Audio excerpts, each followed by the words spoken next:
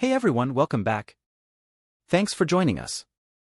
Today, we've got a brand new story to share with you. So let's dive in.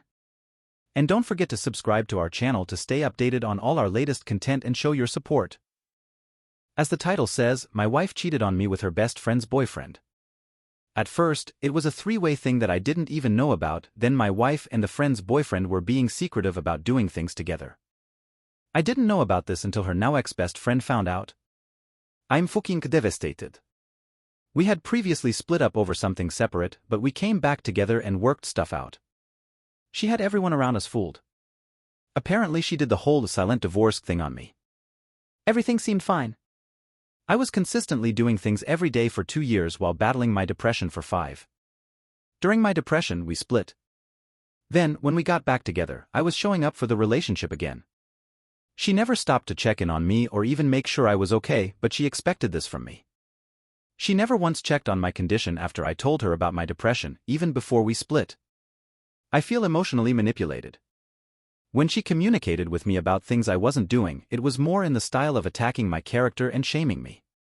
I dealt with this problem for our entire 8-year relationship. We are high school sweethearts. I've never seen her act like this. I got not one single word of encouragement from my partner. I'm not asking her to applaud me when I do dishes, I'm asking her to acknowledge the little changes I make every single day to make things better. She communicated with me only when she wanted something. Anytime I brought up my feelings and how she wasn't showing up at all, she blew me off. My emotional needs didn't matter to her at all, she was only concerned about her expectations of me and her own feelings. No, I wasn't the best partner. But I feel like I didn't even have one. I honestly think I would be okay right now, except I found out they fucked in the same bed we conceived our 2-year-old son in. They knew I was coming home to sleep in that very same bed because I literally had nowhere else to go. They left their box of condoms on the bed with a shirt that said, "Express change." I've never experienced this type of stress before. I take Seroquel to help me sleep, but I have only slept 7 hours in 3 days. If this is all over the place and I'm rambling, I apologize. It's really helping. I think deep down inside, my wife is hurting from the same thing I am. Trauma. Calm down, I know this doesn't excuse the behavior. I'm still getting divorced. The only way I would consider it is after consoling, when I can actually feel human again with her. I noticed that as a young teen, I thought it never bothered me, but the slap to my face when I just thought about this. We both had very negligent abusers. We only learned how to communicate by going about our days at school. We both had a very closed out of society type of lifestyle. My stepdad forced us to be hermits. Literally. Wouldn't fucking validate any of our emotions, beat us, etc., same type of deal. She lives with her grandma because both of her parents were drug addicts who beat the fuck out of them.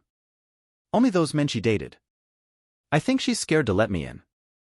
As young teens in a school of public education in the state that ranked number 48 in education and in the worst county for education, we were never taught communication, and trauma can affect this a lot. The counselor at the school handled more paperwork than she did talking with students about mental health. In fact, I don't remember one assembly on depression, but they sure as hell made everyone come to the auditorium to hear about God. It's really our own systems that's fucking us. Society is not giving enough attention to children's mental health. She probably doesn't know how to say, "Hey, I noticed you hadn't been giving me the attention that you normally do. Is everything okay?" Shit. I didn't either. Until just now. I think she just expects me to do it and doesn't tell me. It doesn't matter now, I guess, though.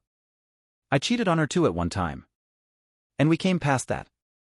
I think she's going through what I went through back then, when I was running around with some girls. 1.5 years after I told her I had depression.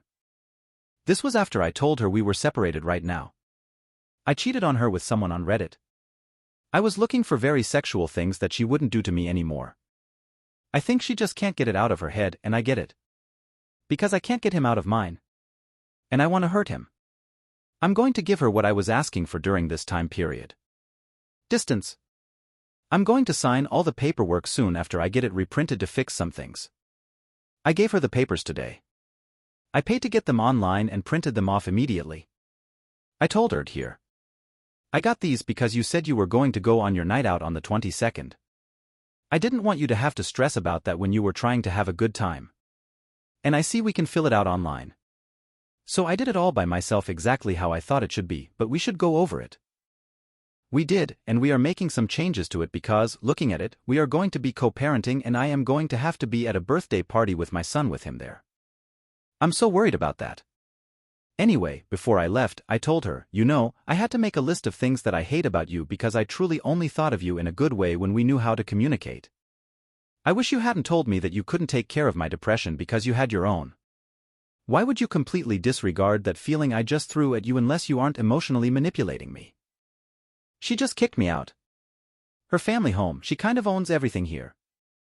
It felt good to say that out loud to her. Even though I hated that, I gave her that amount of emotion. Thanks for watching. If you enjoyed this video, don't forget to like, comment, and subscribe for more stories like this. See you next time.